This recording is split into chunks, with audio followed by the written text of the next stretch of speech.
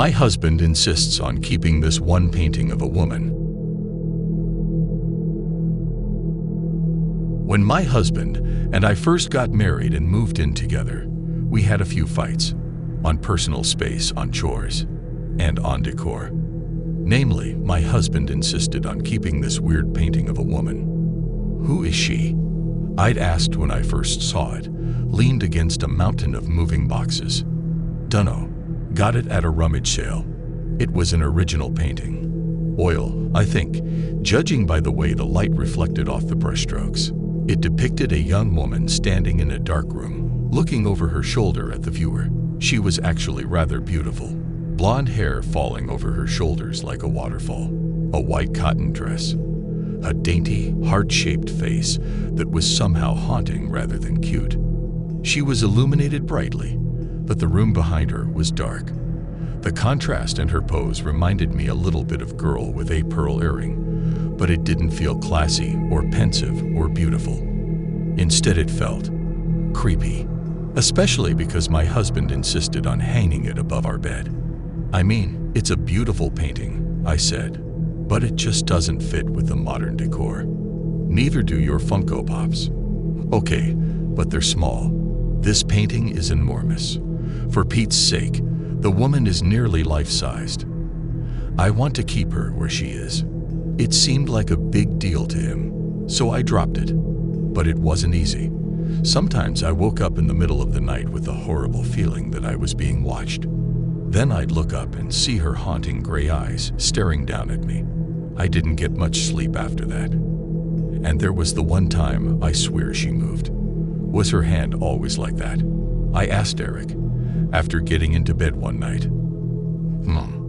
Her left hand, the fingers are kind of open, reaching out behind her, like she's waiting for someone to grab her hand. Yeah, she was always like that.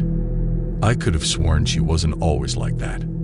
Then again, I generally avoided looking at the painting. It was so uncomfortably realistic. When I stared into those gray eyes, I almost felt like I was making eye contact with a person. I lasted 2 weeks. Then I begged Eric to move it. Can we please move the painting somewhere else? I really hate looking at it when I'm going to sleep.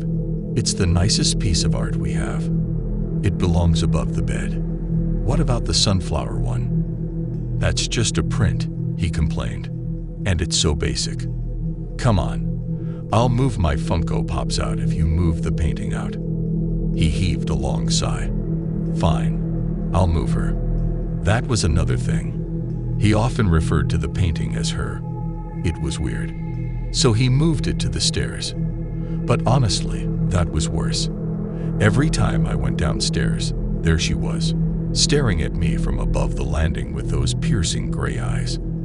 At least when the painting was in the bedroom, I was usually asleep or facing the opposite direction. I hit my breaking point a few days after that. For some reason, I couldn't sleep. After tossing and turning for an hour, I decided to grab a snack downstairs. I got to the top of the stairs, and there she was. I hadn't turned on the main lights, only the night light in the hall bathroom was on. With everything so dark, the background of the painting melted into the shadows, but the woman still stood out with her pale face and white dress. And my stupid, sleepy brain interpreted it as an actual person standing there. I jumped about a foot in the air, and I would have fallen all the way down the stairs had I not caught the banister at the last second. Can we please get rid of that painting? I asked the next morning. Eric turned away from the stove, set the spatula down. Why? Last night, it scared the frick out of me.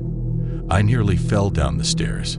He stared at me as if unable to understand. She scared you? He asked slowly. Well, more like startled me. I thought it was actually a person standing there. He looked at me. Then he broke into laughter. And after a few seconds, I started laughing too. It was pretty stupid now that I thought about it. I know I was sleepy, but still, I thought the painting was a person. What did I think? We were being burglarized by a young, beautiful blonde woman in a nightdress. For now, I'll move her into my office. Then you don't have to look at her at all. That sounds good. And for a while after that, things were okay. I sort of noticed Eric spending more time in his office than usual, but he also had a big deadline for a brief coming up. And how would that be related to the painting, anyway? It's not like he was staring at her for hours on end, except that's exactly what I caught him doing. One night, he didn't come downstairs to eat dinner with me. I called up to him a few times. No reply. So I went upstairs and walked into his office to find him staring at her. He was just sitting there, with his computer closed. No papers on the desk. Swivel chair turned towards the woman in the painting. "Oh," he said suddenly when I walked in. Then he quickly stood up. "I was just about to come down. Just sent in the brief a few minutes ago. They're really happy with it." He smiled broadly at me, as if nothing were wrong, and then slipped past me. I listened to his footsteps thump down the stairs. Had he actually just finished working? Or was he just sitting in here, staring at her? I ultimately decided not to bring it up. The painting was out of my sight, and that was great. Besides, I had bigger fish to fry, like my own deadline coming up for an article I hadn't even started. But then, on Friday afternoon, I accidentally overheard him on the phone. His voice was muffled through the thick wooden door, but it wasn't hard to hear him. He was shouting, almost. "I'll have it in by tonight." No, I knew it was due on Wednesday. Well, my wife fell down the stairs. I had to take her to the hospital. Those words sent a chill through me. I barged in. "Why are you lying about me falling down the stairs?" His face paled. He ended the call and turned towards me. "I'm so sorry, Tara, but I needed an excuse. I missed the deadline on that brief, and it's my job on the line." "The brief you told me you finished 2 days ago." He nodded silently. I crossed my arms. "Look, Eric, your work is your business, but we've spent like all of 1 hour together all week, because you've been locked in here all day, every day. I mean, are you even working? Or are you just sitting in here staring at her?" His dark eyes locked on mine, and then his voice grew soft. "You're jealous of her." "What?" "You shouldn't be, Tara," he said, stepping towards me. "The painting makes her prettier than she was." I froze, stared at him. Then I finally found the words. "Are you saying this is a painting of someone you know?" "No," he said slowly. "Sorry, I misspoke. I meant, whoever this is a portrait of, I'm sure it's a flattering likeness. All portraits are flattering like that." I stared at him, my heart pounding in my chest. "Who is this a painting of, Eric?" "I told you, it's not. Eric." I stepped towards him. My legs felt weak, wobbling underneath me. "Who is this a painting of?" He only shook his head. I couldn't sleep that night.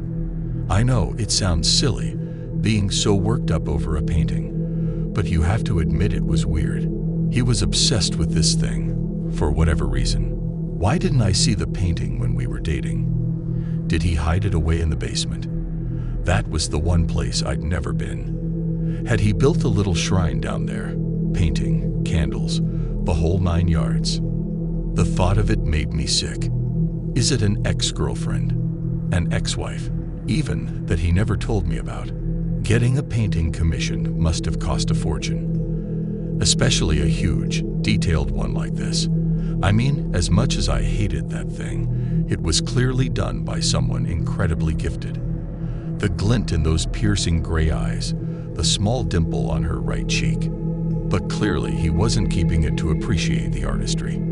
He knew her, and whoever she is, he's obsessed with her. And then I got the craziest idea. I sat up in bed, slowly, quietly, turned to Eric. He was fast asleep. Then I slipped out from underneath the covers, grabbed my phone from the nightstand, and tiptoed out of the room. My bare feet padded softly across the hallway as I made my way towards his office. Then I pushed the heavy wooden door open and stepped inside. The office was cold, much colder than our bedroom. Goosebumps pricked up my bare arms, but I didn't waste any time. I reached over, fumbling across the wall, and hit the switch. The light flicked on. The blonde woman stared down at me from the wall. Her eyes seemed to follow me as I took Eric's leather chair and dragged it across the hardwood. Once against the wall, I stepped up onto it. We were staring at each other, face to face. I'd never been this close to the painting before, my face inches from hers. This close, I could truly appreciate the detail. Each individual eyelash painstakingly drawn, curving up from its follicle, thread-like striations of light and dark gray filling her irises. Her skin, so pale and creamy, dotted with the tiniest of pores. But I wasn't here to appreciate the artwork. I lifted my phone and took a photo. Then I brought up a reverse image search. It took a few minutes for me to find the right website and upload the photo. But when the results loaded, I gasped. I expected maybe one result, if I were lucky. Some sort of facial recognition that would match the painted face to a photo. Or maybe the artist's website would come up and mention who the subject was. But instead, dozens of thumbnails filled the page of the exact same painting I'd been staring at for weeks. Fingers trembling, I clicked on the first one. It led to a news article. Search continues for missing Franklin art student. My heart dropped. Little black dots danced in my vision. I collapsed into the chair behind me, trembling, and began to read. Anya Kelsing, 23, went missing after a hike with her boyfriend. The two became separated when they came upon a bear. Her backpack was found roughly a mile from where the sighting occurred, but no trace of Anya was found. And the caption under the painting: Kelsing is a third-year student at Franklin College, majoring in fine arts. She recently completed a self-portrait that was exhibited at La Cour, above. I clicked on the next article, and the next, but they all said the same thing. Hike, bear, disappearance. All of them showed a photo along with her self-portrait. She looked strikingly identical to her painted likeness. None of them mentioned the boyfriend's name, but it had to be Eric. The most recent article from 5 years ago was a video clip of her parents begging for her search to continue. Sadly, judging by the news articles, it never did. I don't know how long I sat there. All I know is that I was suddenly jolted from my thoughts by a loud thump in the hallway. Footsteps, coming towards the office. I shot up. He can't find me here. I glanced around the room, looking for someplace, any place, that I could hide. But it was probably too late. Surely he'd seen the light on from under the door. I ducked under the desk just as he stepped into the room. Tara. I clapped my hand over my mouth, trying to silence my ragged breathing. He's going to see the chair out of place. He knows I'm here. He knows. Tara, you in here? Why did I hide? I could have just said I came in here because I heard a noise. Needed a pen. Couldn't sleep. Why the fuck did I hide? Now he's going to know that I know. Tara. But maybe it's fine. Maybe the bear got Anya. Maybe Eric had nothing to do with it. Isn't that more likely than Eric being a murderer? There you are. I looked up and screamed. Eric was crouched there, in front of the desk, staring at me. I was looking for a pen, I stuttered, lamely. I wanted to write down. I remembered I have to pick up groceries tomorrow, and I needed to add something. He tilted his head, a small smile on his lips. I don't think that's the truth, Tara. Make a break for it. I started to lunge out from under the desk. His hand quickly shot out and grabbed my wrist. Hard. You figured out who she is, didn't you? That's the only reason you'd be hiding from me. I trembled in his grasp. What did you do to her? I whispered. He let out a dry laugh. So you think I'm a murderer? How nice. That's the first conclusion you jumped to. No, I don't think you're a murderer. I swallowed. Stupid. If he killed her, and he knows you know, then you're dead too. I'm sorry. I didn't mean that. Just, what happened? They didn't find a body. Did the bear get her? He didn't reply. just stared at me silently with those cold, dark eyes. I was jealous, I continued, desperately. But now I understand. I wish you'd just told me. To lose someone like that, of course you'd want to keep the painting. It's all you have left of her. You should have just left it alone, he said, his tone oddly emotionless. I'm sorry you had to find out this way. I screamed as he lunged for me. It's over. His hands were clenched tight on my wrists as he dragged me out from under the desk. I pulled back, trying to wrench myself free, but it was no use. Thump. A loud crash sounded behind us. Eric whipped around, and for a split second, his grip released. I acted instantly, pulled free from him and ran, pivoting around the desk and racing towards the door. As I glanced back, I saw Eric starting after me. But I also saw what had made the noise. The painting of Anya had fallen from the wall. It lay askew on the floor, her gray eyes staring emptily upwards. I was always a fast runner. Eric was only halfway down the stairs by the time I was at the bottom. Bursting out into the cold air, I began to scream. He grabbed me from behind and tried to pull me back inside, but it was too late. Lights were flicking on. Our neighbor rushed out of his house, dialing 911. It was over. The police arrested Eric for assault, and once I told them my story of his obsession with Anya's painting, they were able to search our house, and hidden in his office drawer, in a small box, was a pair of gold earrings. The same earrings Anya wore on the hike that day. The case is slowly mounting against him. I'm hoping, praying Anya gets justice and that a jury convicts him of her horrible murder. And would he have done the same to me if I hadn't escaped? If Anya's painting hadn't fallen off the wall? There was an explanation, of course. When Eric had moved the painting to his office, he'd mistakenly installed one of the hangers into pure drywall. The weight of the painting had caused it to rip out, and the painting fell. But sometimes, I think Anya was watching over me. That her self-portrait carried a piece of her. And that night, she protected me from falling victim to the monster who ended her life. The painting now hangs up in my foyer. Every day I walk by it, and new details pop out at me. The deep, shadowy green of the room behind her, a perfectly painted strand of blonde hair, the glint in her piercing gray eyes,